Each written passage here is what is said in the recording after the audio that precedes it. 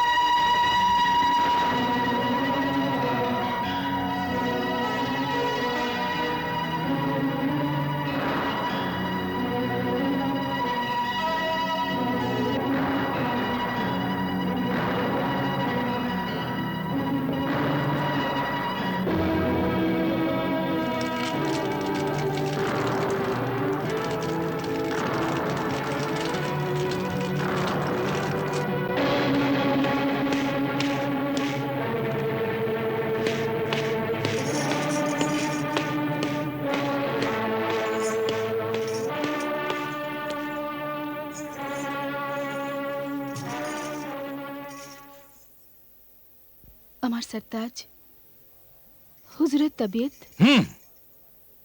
আমার তোমার খিদমতের আর মেজাজের অবস্থা বলার দরকার নেই। নিজের জীবনের হাল প্রথমে জানো, আর শোনো এক রাতের মেহমান। আমি যে উদ্দেশ্যে এসেছি তা জলদি বয়ান করো। চোখ নিচু করো, নিজস্ব কথাবার্তা খতম। জলদি কাহিনী বয়ান করো। তারপর কি হলো? তারপর এই হলো আমার আলিজা, আমার জীবন মরণের মালিক, যে ওই দুই ভাই মৃত্যুর রূপ নিয়ে আপন ছোট ভাইকে মারার জন্যে শিবিরে দাখিল হলো। ছোট ভাই বড় ভাইদের হাতে ছোরা দেখে হয়রান হয়ে গেল আর বলল, কি করছো? তোকে খতম করে আমাদের ভাগ্যকে বদলে দেব। এসব করো না আমার পাগল ভাইরা, এসব করো না ভাইরা। আরে বাপের খুন আর মায়ের দুধের সম্পর্কের কিছু তো খেয়াল রাখো আমার ভাইয়েরা। খুন সারা হতে আর দুধ ফেটে যেতে দেরি হয় নাকি ভাইজান? এমন করো না, আমার স্বামীকে মেরো না, আমার স্বামীকে মেরো না। আরে চল।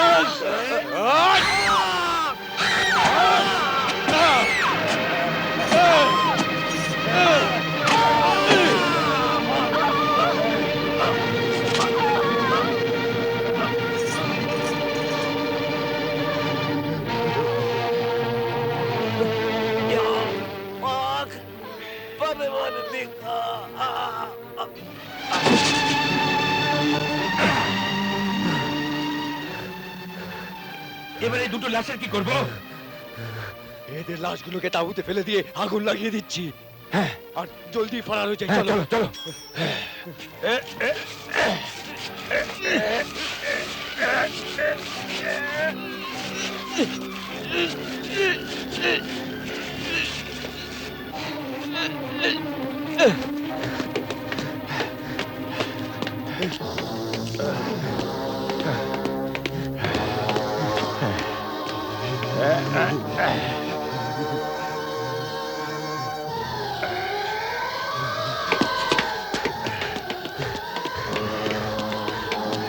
এবার কি করি? আরে করার কি আছে, এখান থেকে ফারার হয়ে চলো।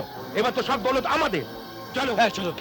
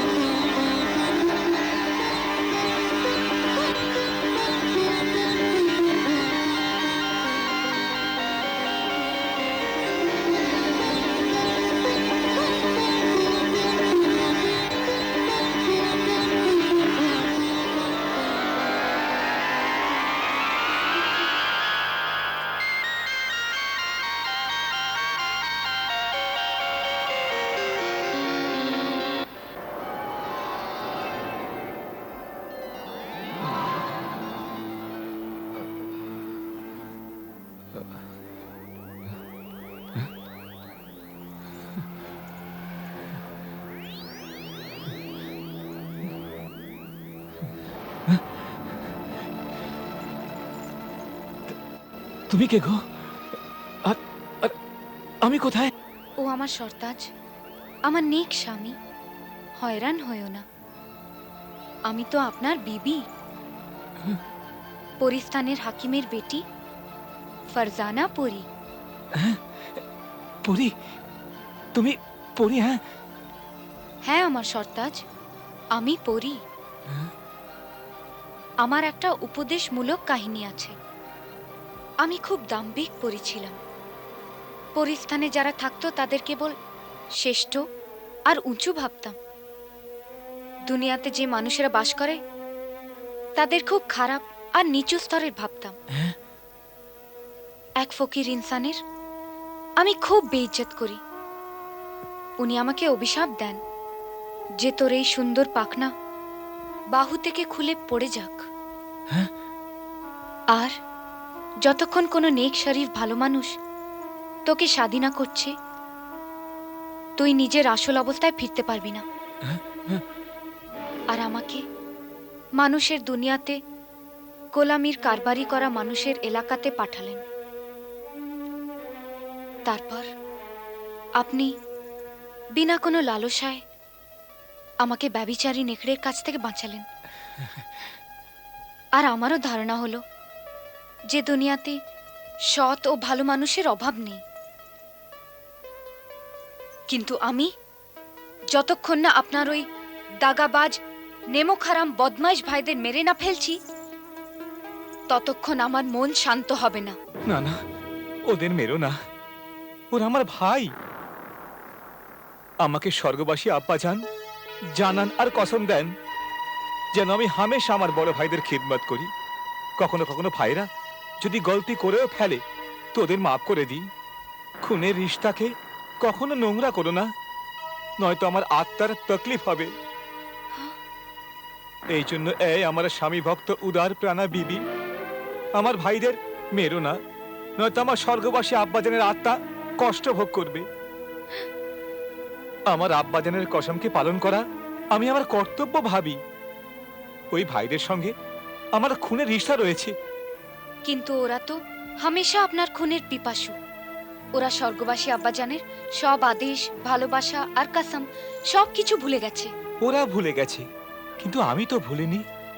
খুনের রিশতা কিছুদিন ভুলে থাকা যায়, তবে কিছুতেই মেটানো যায় না। এই জন্যে হ্যাঁ আমার জীবন সঙ্গিনী, আমার ভাইদের জীবন খতম করো না।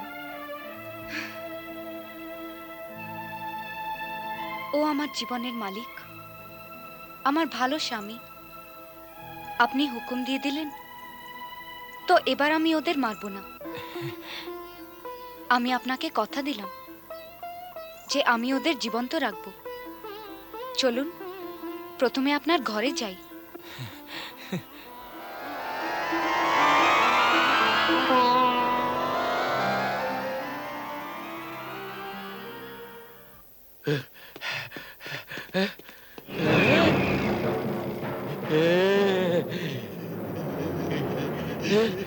এসো এসো এসো, দেখা যাক। আরে বাহ, এই দেখো ভাইজান, দিনার। এই এই এই এই আশরাফি, আরে সোনার ইট সব। এত হিরে মুক্তোর চড়োয়া গয়না। এই দেখো মুক্ত।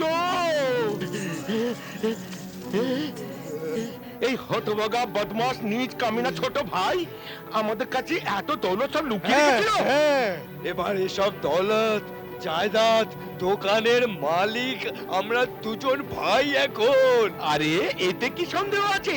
চলো সবাইকে জানিয়ে দেওয়া যাক, শহরের কাজীকে আস্থা দেওয়াই যে এই শহর বাসারাতের সবচেয়ে ধনী দৌলতমন খেজুরের ব্যবসাদার আমাদের ছোট্ট বাচ্চা আদরের ছোট ভাই সাগির আহমেদ, আর তার বিবি ফারজানা রেগিস্তানের তুফানে চাপা পড়ে শেষ হয়ে গেছে। চলো চলো চলো।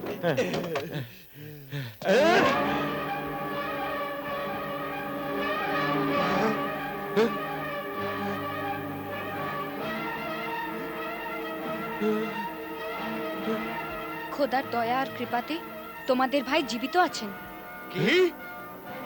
তুমি কে? আমি আমি ওর বিবি ফারজানা পরি। পরি পরি? ছিল বিবি হয়ে গেল পরি। পরি কত বড় মিথ্যে কথা! মিথ্যে তো তোমরা জীবনভর নিজের সঙ্গে অন্যের কাছে খোদাকে নিজের ভাগ্যকে বলে আসছো। হ্যাঁ?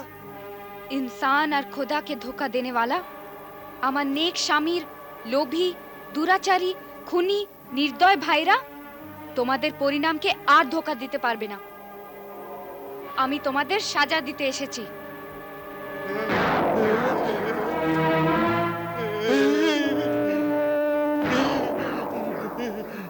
না না না, আমাদের সাজা দিও না, আমাদের মাফ করে দাও। আমরা তোবা করছি, আমাদের একটা মৌকা আরো দাও, একটা মৌকা। যাতে তোমরা আবার আমার নেক স্বামীকে মারতে চেষ্টা করো।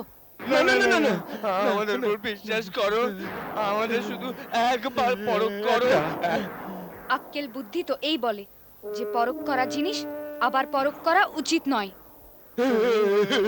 হয়ে যা সগেসিয়া সগেসিয়া সগেসিয়া।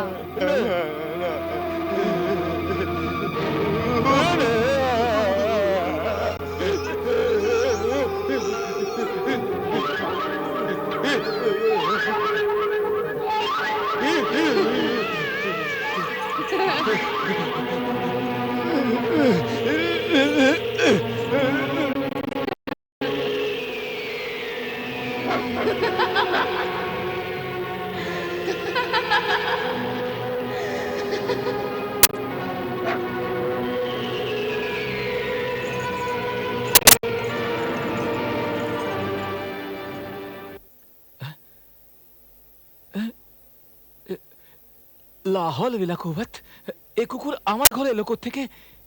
আমার ফেরেশতার মতো নেক স্বামী, এদের দেখে যেন আপনি হয়রান হবেন না। এই কুকুর দুটি আপনারই দুই ভাই।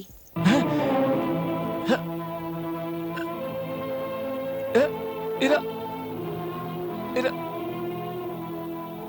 আমার আমার ভাইয়েরা। কারণ আপনি মেরে ফেলতে মানা করেছিলেন, এই জন্যেই আমার সর্তাজ আমি এদের এমন সাজা দিয়েছি যে এরা এবার 10 বছর অবধি এই চেহারা নিয়ে থাকবে। আর আপনি 10 বছর পর্যন্ত এদের ফের মানুষ বানাবার জন্যে আমায় অনুরোধ করবেন না। এই জন্যে আমার সর্তাজ আমি অদৃশ্য হয়ে যাচ্ছি। তুমি এরকম করতে পারো না। খোদা হাফেজ আমার নেক স্বামী, খোদা হাফেজ। না,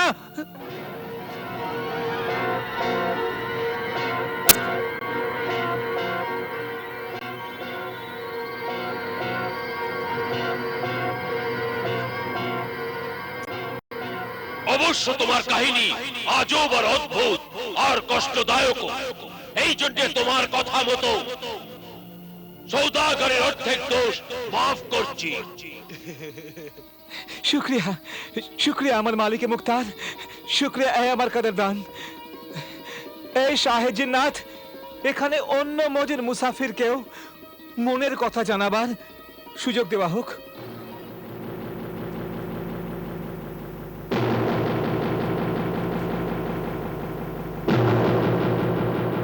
দেওয়া হলো।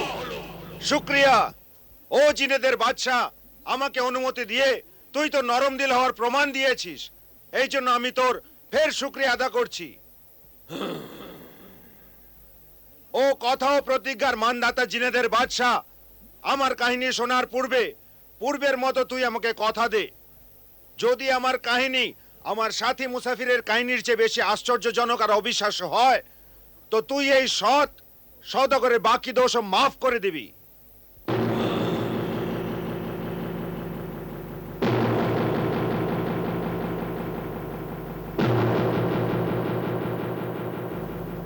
এ আমি শোনার পরই করব ফেসলা।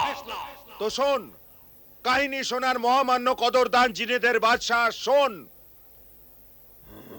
কোহে কাফের সীমান্তের পাশে নজরান নামের একটা পুরনো শহর আছে, যেখানে আল্লাহকে মানে এমন পবিত্র আত্মাধিকারী সেবকও আছে, আর শয়তানকে মানে এমন অপবিত্র কালো জাদুতে অভিজ্ঞ জাদুকরও আছে।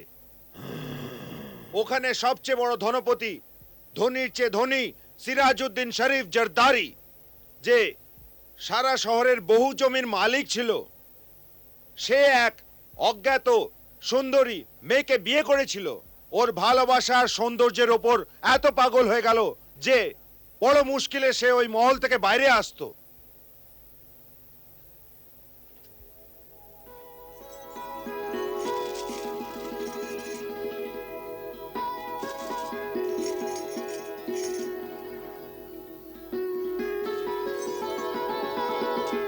আমার খুশির তাজদার, আমার জীবনের সরতাজ, কি সত্যি আপনি যাচ্ছেন? হ্যাঁ দুরাক্ষা,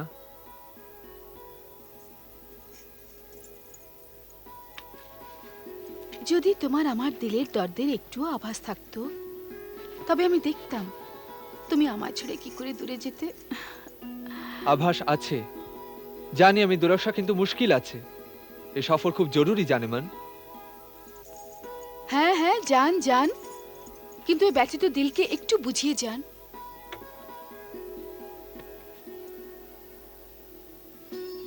ভালোবাসার নজর দিয়ে মুখে হাসি আনুন। আমি আপনার মুখের হাসিকে আমার চোখে বন্ধ করে নেব, তাহলে আপনার ইন্তজার সহজ হয়ে যাবে।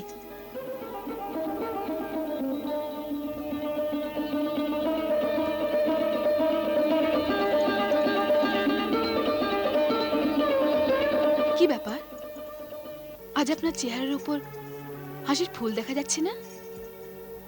হ্যাঁ বেগম, স্বপ্নের ফুল ঝিমিয়ে পড়েছে।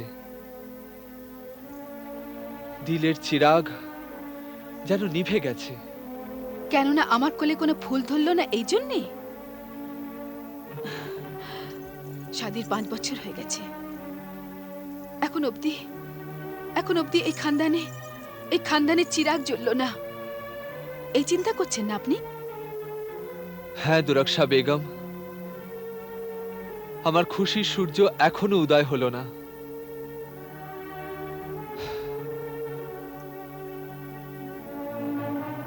এ দৌলত, এ শক্তি, ঐশ্বর্য সব বেকার হয়ে গেল। এ জাগির, সম্পত্তি, জায়দাদ, জমি, বাগান, এ মহল আমাকে বারবার প্রশ্ন করে, কোথায় আমার ওয়ারিস, কোথায় সে? আর কত ইন্তজার করব?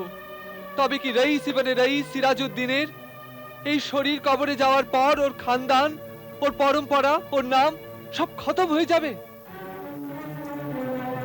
আমাদের পূর্বপুরুষদের স্মৃতিচিহ্ন, এই মহলের 4 দেওয়াল আর আমাদের কান, বাচ্চাদের খিলখিল হাসি, ওদের দুষ্টুমি ভরা খেলার আওয়াজ শোনার জন্যে ছটফট করতে থাকে বেগম, ছটফট করতে থাকে। এই হাল আমারও আমার সরতাজ। কিন্তু আপনি ভেঙে পড়বেন না।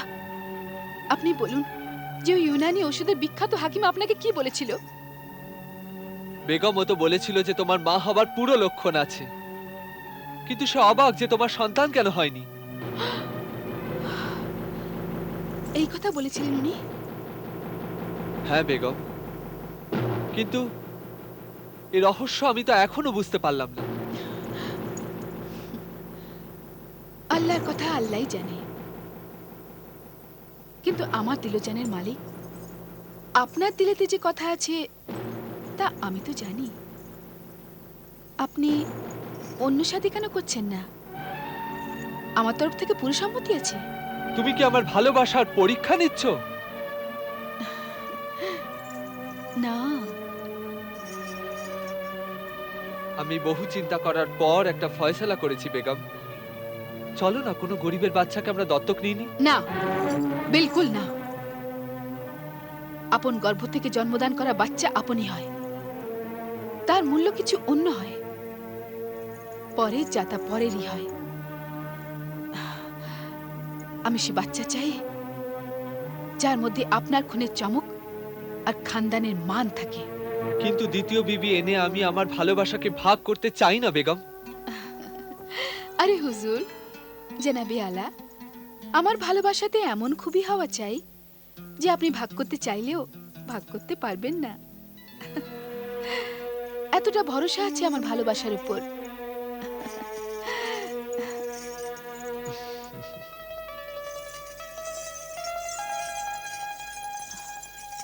হুজুর, সওয়ারি তৈরি আছে।